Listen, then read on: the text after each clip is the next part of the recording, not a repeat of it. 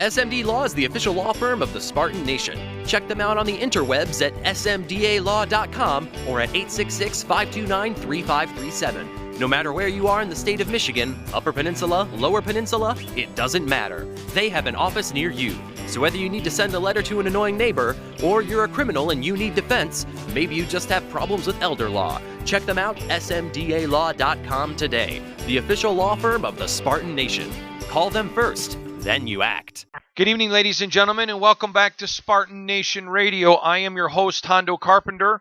We enter week 4 of the college football season. That means Spartan Nation senior writer Johnny Shop is with us tonight for our weekly Pick 6, and then we're going to get right into the good, the bad, and the ugly with Spartan football. In case you don't know, each and every week on Spartan Nation, John picks the 6 most intriguing games. Sometimes there's an extra point or two, and we keep track of the ones we disagree in. And then at the end of the weekend, like for example, in week 1, we disagreed on 5 games, and I was able to win 2 of those games. John got 3, so he had a 1-point lead because he won the weekend. So even if he would have beat me 5-0, it's only worth 1 point like a Skins game. If you tie it, then there's no score for that week, and you add it up again like a Skins. So last week 1, John had a 1-point lead. Last week, I won the week, so we tied at 0. I won this week. We only disagreed on 1 game, Houston and Washington State. So for the year, I'm up 1. Let's bring in Spartan Nation senior writer Johnny Shop with our Pick 6. Then we're going to get into the state of Michigan State football. But, John, let's start with our Pick 6 so we can be in a good mood for that. Yeah, we'll do. The weekly matchup with carryovers if we tie. These are the 6 most interesting games ever this week. You saw it last week. Just pat ourselves on the back for that Kansas State, Mississippi State. For example, this week we do have an extra point, and they are going to step up just a little bit. We're going to start in the Pac-12 with a game of one program looking like one direction, the other program looking like another direction. Utah at Southern Cal. This game is fascinating to me, John. I don't even think it's close. Utah's going to crush them. Wow, I think I'm going to go with a wild card here and pull one more Clay Helton special for Southern Cal. I think the players like Clay Helton. This is now getting into a point where he's going to start feeling like the road signs out of town are up because of other things going on at Southern Cal. I love this Utah team, but I still think they're just a little bit short talent-wise in different skill spots, and it shows up this week. There's another game that will not be short of talent at all, and it is also way out west, but there is a hook to it, and that hook is a little something called option football. Air Force is hot, hot, hot. They're going to that blue turf at Boise State. Air Force on the road at Boise. Boise State rolls big in this one. If this one was at Air Force, I would maybe give Air Force a little bit of a shot, but at home, I'm going Boise. I think Air Force has it going on. They jump right back up where they were last week. Air Force on the road, upset City on the blue turf. I'm calling that one here early. How about this team? Central Florida just rolled over Stanford last week. Going on the road to Pittsburgh. How do they get up after being in that game with Penn State for longer than maybe some thought, and that bizarre ending, if you will, a little bit of a bizarre ending? Central Florida on the road, high as a kite, at the Pittsburgh Panthers. John, I'm going to roll with UCF. It's not my heart, but it's just being a football guy right now. They're just so loaded. I think they could compete in a bunch of Power 5 conferences. I'm going to go with UCF. I like UCF here too, but I wouldn't be surprised if Pittsburgh puts up a good fight. I want to see what kind of response Pittsburgh gets after that enormous amount of effort and emotion and intensity they put into the Penn State game. Do they get up, or do they kind of stay down a little bit against Central Florida? Watch out for that one. That one could be tight. There's going to be some offense in Auburn. They're going to Texas A&M. For me, this is the first time we see Texas A&M deliver on that Jimbo Fisher promise. Texas A&M schooling the young Auburn freshman quarterback. I like the Aggies in this one at home. I do too. Now, I want to say if this was at Auburn, I'd have a different opinion, but I'm going to absolutely roll with A&M here too. Got to agree with you there. Now, I like this one as a sneaky one. Do not sleep on this one. Oklahoma State Cowboys are off to a decent start. Not a lot of attention. Texas Longhorns appear to me to be overrated. Texas hosting Oklahoma State. I'm going to go ahead and pull an upset here. I like Oklahoma State. Oh, I think Texas is going to absolutely roll them. Thank you for that one. That's giving me a free one. Well, that may be right, so I'll take the lesson. And then we've got the two biggest games of the weekend. I don't think there's much question these are the ones that matter the most. The early one, University of Michigan off a bye week at Wisconsin. For me right now, Wisconsin is going too well. I like the Badgers this time. Totally agree. No argument. The game of the week is a revenge special for Notre Dame Fighting Irish. They're going to fly south to Athens, Georgia, Sanford Stadium, what could be the biggest home game in the history of the University of Georgia, certainly out of conference. Notre Dame at Georgia. This is the first serious test for either of these teams, of course, since the playoff last year. Not close. Georgia by double digits. Georgia by double digits? Yep. Really? Yep. I think last year's game got away from Hold Notre on, John. I Dame. can't hear you. Your phone went out. What? I think last year's game got away from Notre Dame. It was very bitter for them. I think it's a game they should have won. I think they were impressed, and it left a little bit of a mark. I actually like Notre Dame to come down here and do something. And it's not so much that I think Notre Dame is so good. It's that I think Georgia has been really overachieving for more than a few years now. And at some point, those things usually, as when they start to talk about, usually start to come back down to earth a little bit. I think that's this week for Georgia. But those are the 6 plus an extra point most interesting games of the weekend. Stay tuned, folks. This is going to be a good one. It's the MSU offensive staff. Please talk about that. Well, you've got a real big conflict, and you've got, unfortunately, I saw somebody after this game say, D'Antonio is going to get out of his own way. We've been talking about that at Michigan State, at Spartan Nation since 2015, when I believe things started going the wrong way for the offense. And I think the numbers will pretty much back you up on that.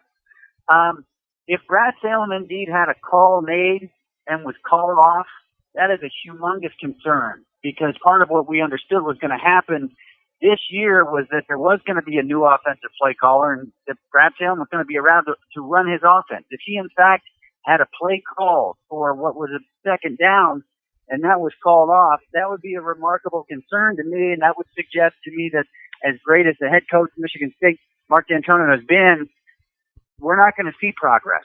Because if we were ever going to see progress in that kind of situation, that was going to be it. Instead, what it looks like we saw was a team still trying to play Jim Tressel football, which was really, really good 15, 20 years ago. It was even really good 5, 10 years ago. But it's not good in 2020, and it's not going to be good again anytime soon, given the way college football has changed. John, switching directions here a little bit, I want to ask you point blank. What do you think? What's your analysis? What is your opinion? Because I think this is important.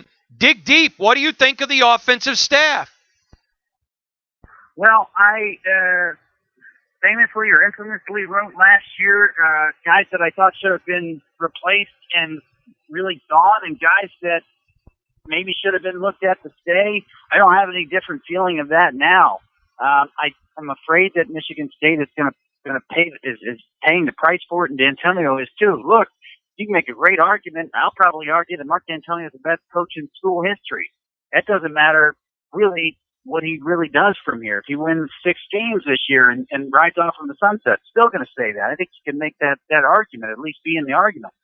But this is a disappointing, and it's a really painful ending to the legacy. And it's disappointing because call me crazy, still think there's more that D'Antonio could have done or could do. I still think they could get to a national title level. I think that they've gone backwards. I'm afraid that the head coach is too involved in the offense as far as maybe overseeing, I want to run it here or whatever it is, not necessarily picking the plays.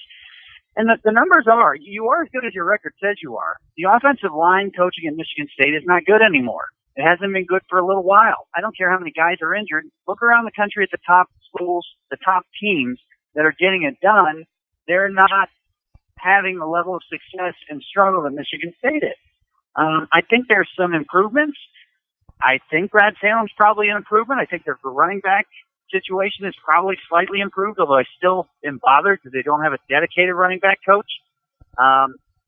The other positions, I don't really see a great improvement yet, so I don't know that we can really expect much more. When you look at the schedule ahead, you can see for sure 3 games that you can pretty much expect are going to be won, and you can see 3 games that are probably very likely going to be lost, and then there's a couple of toss-up games. So I'll be honest with you, like most people, after I saw week 1, I kind of backed off my what do I think they're going to win total down closer to 8. And now after seeing this Arizona State game, I feel pretty comfortable that you're probably looking at the team that's going to end up winning between 6 and 8 games. And here's the kicker.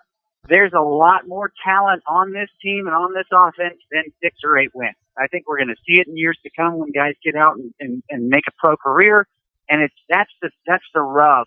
That's the thing that's eating Spartan Nation so much, is that this offense looked like it started to take off at the end of 2017. And since then, it looks like it pointed the guns in its foot and shot itself in the foot again and again and again and again, stubborn to a fault. And then when you had a chance to make a change, and you had at least 3 fantastic names out there that could have been gotten, you say, no, I'm going to go this way, which is totally fine, totally a reasonable choice, and a choice that D'Antonio made, and there's no reason not to support. But right now, it doesn't look very good. And the idea that nobody could come in and make sense of it and get things moving in that short a period of time, I just don't buy it, because it happens everywhere else across the country. All right, John, switch gears to me if you would, please. Now I want to go to the other side of the ball. Talk about the Michigan State defensive staff. Well, the defensive staff, I think, is about as good as it can get. I got to be honest with you. This is a defense probably a little bit better than I would have thought. I think this is the best interior defensive line we're ever going to see at Michigan State. We're never going to see one that's any better. It is bizarre what happened on that final quarterback run that kind of turned the game inside out. It's unclear at this time whether there was a spy or not. It is interesting to me that you've got all coordinators on the field for Michigan State right now. Traditionally, if you go way back when, people might remember Pat Narduzzi would spend usually the first 3 quarters in the booth and then make his way down. Then we had a situation where there was shared coordinatorship, if you will, between Harlan Barnett and Mike Tressel. Now you've got just Mike Tressel. He's down on the field. I don't know if that has anything to do with what the defense is doing versus the offense. I have no idea if it's helping them more or not. But when I see this defense, as long as they stay engaged and inspired and play as hard as they do, I think they're going to be just as good the rest of the year.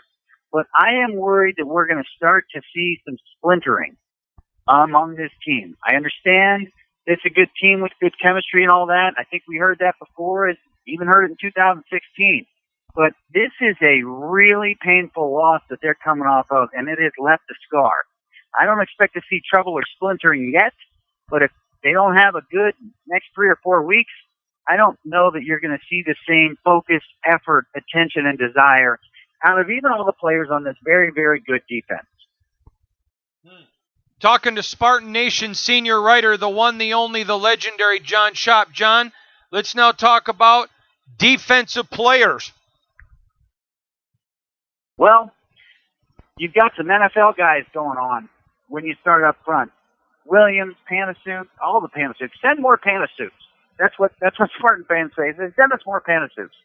You've got, I think, probably the second best linebacker in the D'Antonio area in Joe Bacci. And you've got some young guys. This is the thing. You know you're elite when you just kind of, here comes another one. And that's kind of the feeling you have when you're talking about the secondary. Here comes another one. And when you see some of, even in spots, you see Jack Camper. You maybe see a couple hints of Noah Harvey, other guys popping in. So, boy, this is a really deep set that looks like it's going to be good for a long time. I still think the Chuck Fuller hire was a big deal, and that that the pass rush especially is being improved, still is getting better on the edges, and the defense is really, really good. That leaves that one other phase that had a bad weekend last weekend in the special teams, but I still like the kicking game overall. I still like the restoration of the special teams.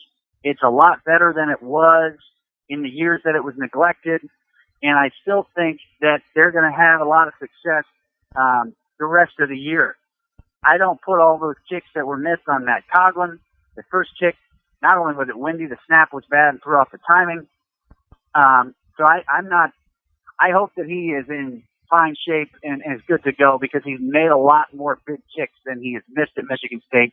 And look, if they want to do anything, let alone something big the rest of the year, they're going to be relying on him because it's not like the offense is all of a sudden going to go from 0 to 60 in 1 week. It just doesn't happen that way.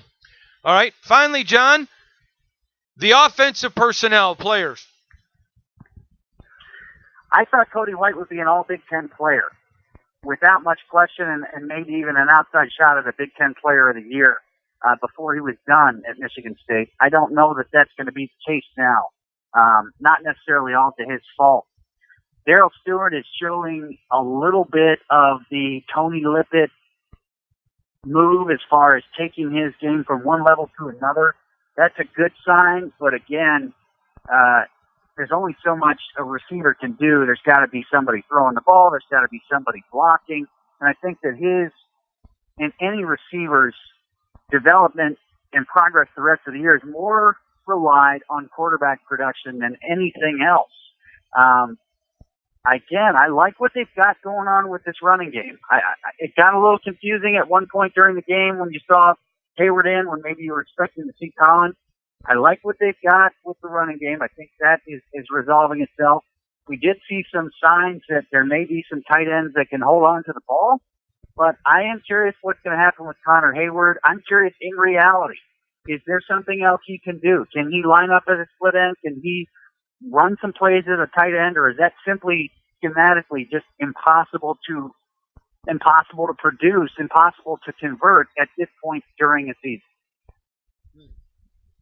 That is Spartan Nation senior writer Johnny Shop. John, if you had to refigure you predicted 11-1, but with 15 seconds before the commercial break, if you had to repick today, what would you pick? I think it's a 7 or 8 win team. And I think it's a two-dimensional team at best for 2019. You cannot be a great team. You cannot win a division being a two-dimensional team. You've got to be good in all 3 units. We'll be back. 3 units. We'll be back. 3 units.